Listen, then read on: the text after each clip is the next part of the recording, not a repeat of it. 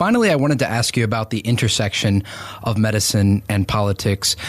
What is your sense when it comes to treatment development and vaccine development about sharing of information and data points for the greater good? We talk a lot about the political disputes between the EU and the Trump administration, and we talk a lot about the lessons that can be learned from the outbreak in Europe.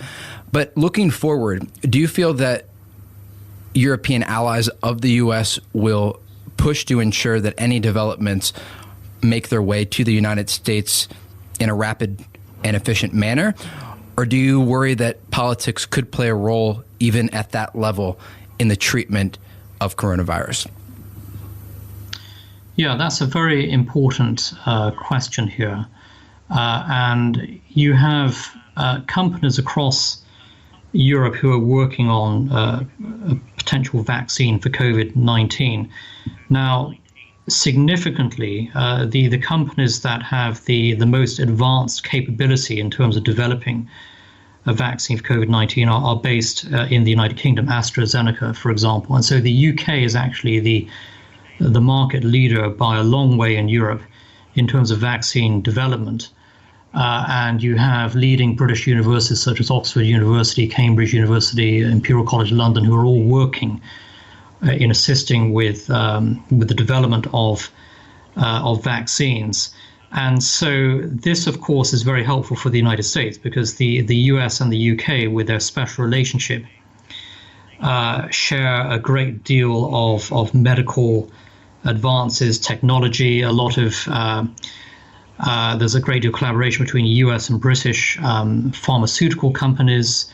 Some of those companies are jointly owned by the US and the UK. And so there's a great deal of collaboration across the Atlantic between Great Britain and the United States. And I think if a vaccine is to be found for COVID-19, if an effective vaccine is to be found, I think it's going to be developed either in the United States or the United Kingdom, and quite possibly by a joint Anglo-American company.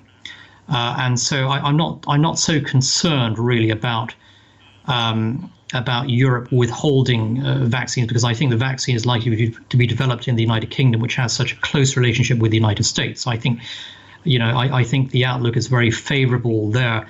I think a bigger issue certainly is whether a vaccine is developed in continental Europe, in Germany, France, Italy, Spain, for example, and how that would work in terms of the broader transatlantic alliance. There will be some in Europe who will seek to keep the vaccine for, largely for Europeans. But I hope that any vaccine that is developed on either side of the Atlantic would be fully utilized by everybody, and hopefully a vaccine can be also deployed effectively across the world as well. But it's my view that it's most likely that a vaccine is going to be developed by a US or British company, or a joint US-British pharmaceutical company together with leading British and American universities. So I think that there's a lot of hope in terms of the strength of the Anglo-American special relationship in terms of developing a groundbreaking vaccine which can be used by people across the world. I really appreciate your insight on this topic and the delicate relations across the Atlantic. Nile Gardiner, the director of the Thatcher Center at the Heritage Foundation. Nile, thank you again for your time. It's my pleasure. Thank you very much.